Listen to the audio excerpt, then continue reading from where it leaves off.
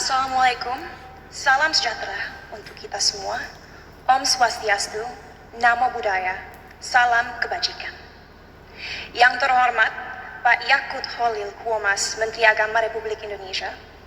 Yang terhormat Pak Nadiem Makarim, Menteri Pendidikan, Kebudayaan, Riset dan Teknologi Republik Indonesia. Yang terhormat Pak Muhammad Tito Karnavian, Menteri Dalam Negeri Republik Indonesia, yang hari ini diwakili oleh Dirjen Polpum Bapak Dr. Bahtiar Masters of Science. Yang terhormat Pak Muhammad Ali Ramdhani, Dirjen Pendidikan Islam. Dan yang terhormat Pak Yandri Susanto, Ketua Komisi 8 DPR RI. Yang terhormat semua tamu yang saya banggakan. Sungguh sebuah kehormatan bagi saya diundang malam ini untuk mewakili generasi muda Indonesia dalam mengekspresikan opini kami mengenai moderasi beragama. Jujur, saya tidak tahu kenapa saya yang diundang malam ini untuk hadir di sini, tapi saya harap pidato yang saya buat tadi malam bisa menggerakkan hati para hadirin hari ini. Sebagai generasi Z dan milenial, kamilah generasi yang akan bertanggung jawab dalam beberapa tahun ke depan atas arah yang akan diambil negara ini untuk menjadi negara yang lebih maju, modern, sejahtera, dan tentunya terkemuka di mata dunia.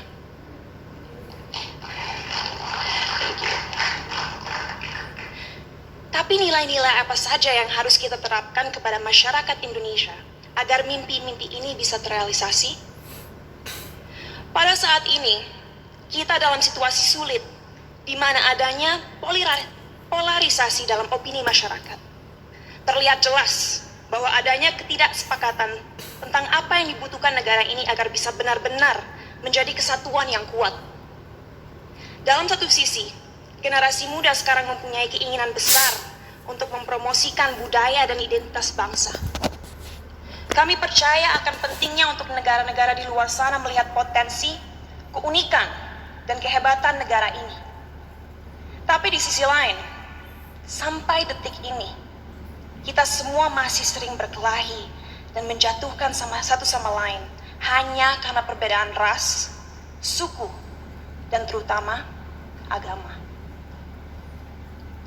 Bagi saya pribadi, hal tersebut sungguh ironis. Karena bukankah pasal 1 dari Undang-Undang PNPS mengatakan bahwa adanya 6 agama utama di negara ini? Bukankah moto negara ini Bhinneka Tunggal Ika, yaitu berbeda tapi satu? Tapi mengapa walaupun dengan fondasi negara yang begitu memeluk perbedaan dan toleransi, tetap saja masih ada konflik? Apa yang membuat agama mampu membuat kita melupakan inti dari identitas bangsa ini?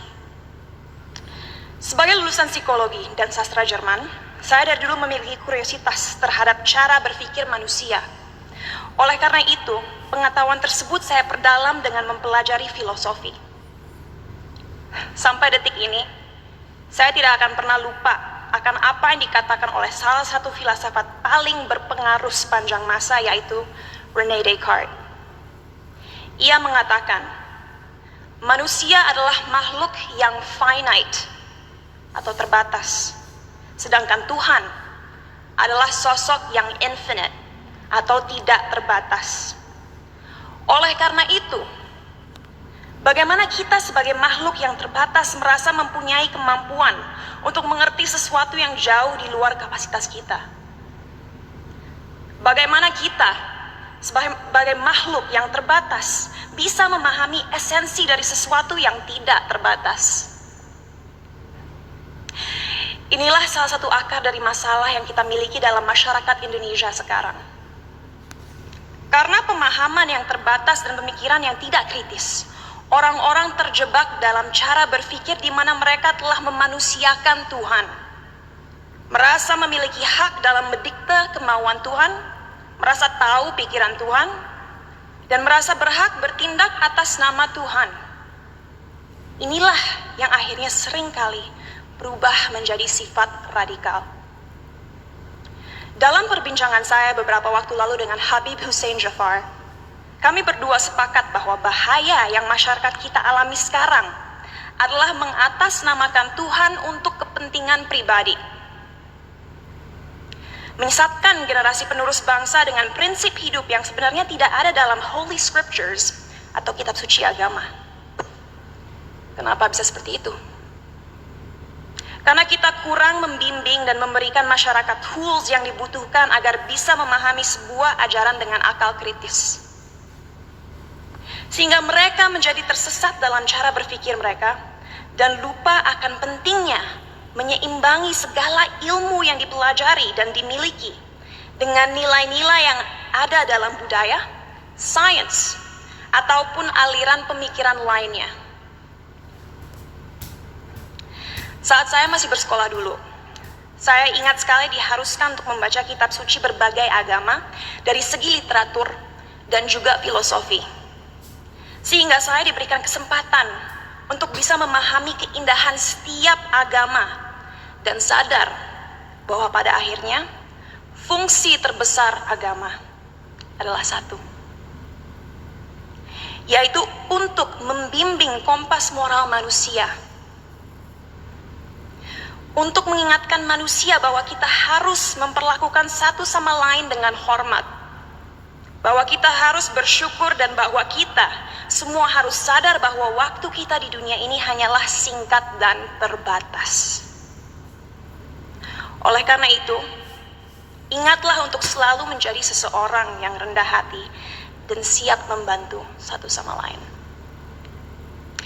Jadi, apa yang harus dilakukan ke depannya agar bisa melawan segala kebohongan yang ada? Apa yang kita bisa lakukan untuk memberdayakan rakyat bangsa ini? Saya rasa jawabannya cukup jelas.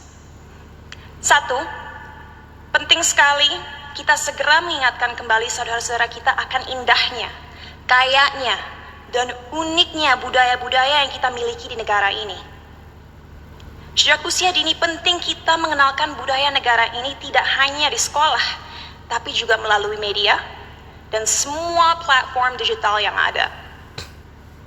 Sebuah hal yang krusial untuk disadari bagi generasi muda akan relevannya budaya kita di dunia yang semakin modern. Our culture is cool, not old school.